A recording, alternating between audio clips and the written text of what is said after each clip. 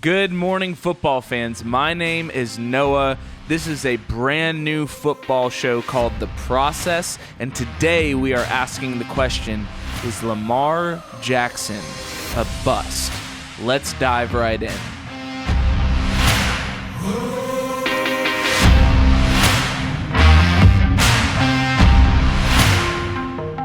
The Baltimore Ravens are 5-1, and their starting quarterback, Lamar Jackson, is in his third year as an NFL quarterback. Now, this isn't the third year that he has started or the third full season that he has played, but he is in his third year. Last year, he won the NFL MVP award, one of the most prestigious awards in the league to win. And quite frankly, he deserved it. Lamar Jackson had unbelievable statistics for rushing and passing that were unmatched by any other quarterback pretty much in NFL history. So what is going on this year? Why is it that the 5-1 Baltimore Ravens don't feel as intimidating or as threatening as they did just a year ago? Well, I think we can point to multiple things, but I think the first thing we have to look at is Lamar Jackson. Lamar Jackson last year had over 3,000 yards passing. He had over 1,200 yards rushing, surpassing Michael Vick's record that he had held for several years, and he had over 40 touchdowns. That kind of success is unprecedented, and it's just not sustainable. Now, Lamar Jackson last year was also much more efficient with the football. So even though the Ravens are 5-1, we all start to think when we look back from a few weeks ago at that Chiefs game, we start to think that Lamar Jackson might not be the real deal. And here's why I don't think Baltimore Raven fans and football fans need to fret right away, at least.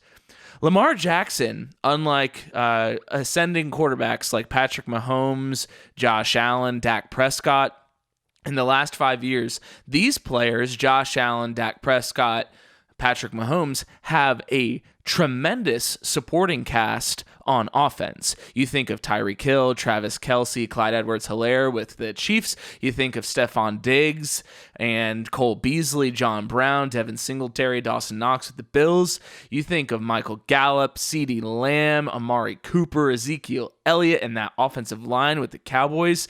And you look at the Ravens and you don't see the same type of talent. You see Marquise Brown, who's a number one pick. You see a journeyman in Willie Snead. You see a guy that they drafted a couple of years ago in Miles Boykin. And all of a sudden, you don't see all these pieces. You got Mark Andrews, you got Mark Ingram, you got J.K. Dobbins, who they drafted this year. But you don't see those same dynamic athletes, those dynamic playmakers that you have in the Bills, Chiefs, and Cowboys.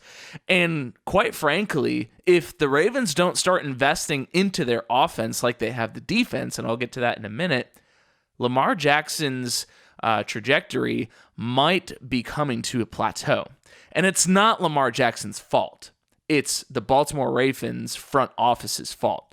Just 20 hours ago, news broke that the Baltimore Ravens traded for Yannick Ngakoue, who is a Pro Bowl defensive end who came to the Vikings, came to Minnesota from Jacksonville this past offseason. And you start to think, okay, they're going to add Calais Campbell, they're going to add Yannick Ngakoue, they're going to add Patrick Queen in the draft. They're adding all this talent to the defense. You know, you got they traded for Marcus Peters last year. You got Marlon Humphrey, and you start to think maybe the Ravens don't believe in Lamar Jackson as much as the rest of the league did. If they believed in Lamar Jackson as much as they did, wouldn't they put pieces around him to succeed? The Cowboys clearly believe in Dak Prescott, even though clearly is maybe a strong term. If they clearly believed in Dak Prescott, they would have signed him. I hate that he got injured this year. I love watching Dak Prescott play. I think he's a great leader. I think he's a great football player and just a great addition to the NFL in every sphere that you can think of.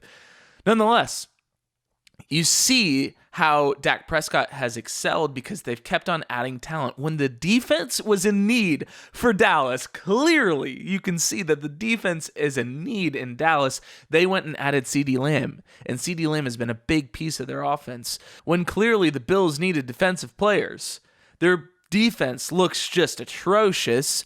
They went out and used their first-round pick to acquire Stephon Diggs.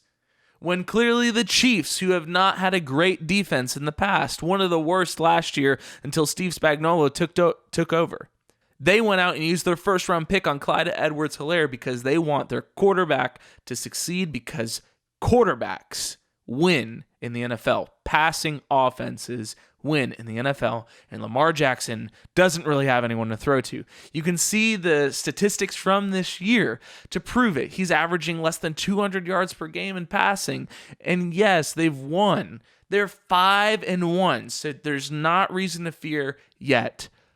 But I can't help but think that the Ravens might be in a very similar spot as they were last year in the playoffs, facing the Titans, facing the Patriots, facing the Bills, facing the Chiefs. I'm gonna say it on the record right now. The Ravens aren't gonna go into Kansas City and beat the Chiefs. We saw what happened a few weeks ago. Less than 100 yards passing for Lamar Jackson. He looked awful. And again, I don't think that it's Lamar Jackson's fault that he's struggling this year. I think it's a very intentional push from the Baltimore Ravens front office to beef up the defense because we don't believe in Lamar Jackson. And if that trend continues, the narrative of Lamar Jackson being a bust, even after his MVP season, may continue. Do I think he's a bust? No, not yet. But we will just have to see what the Ravens do to support Lamar Jackson, because if he doesn't get the support he needs, he will fail. That's all I have for you today, folks. That's all I have for you today. I am so glad that you've joined in on this journey called The Process with me, your host, Noah. I am an avid football fan. I love talking football. I love talking sports. If you want to see more videos like this, make sure to hit the subscribe button, hit the notification bell to keep up to date with all of the latest content from this channel. Drop a comment to let me know what kind of videos you would like to see in the future, and why don't you smash that like button. Until next time, keep watching football.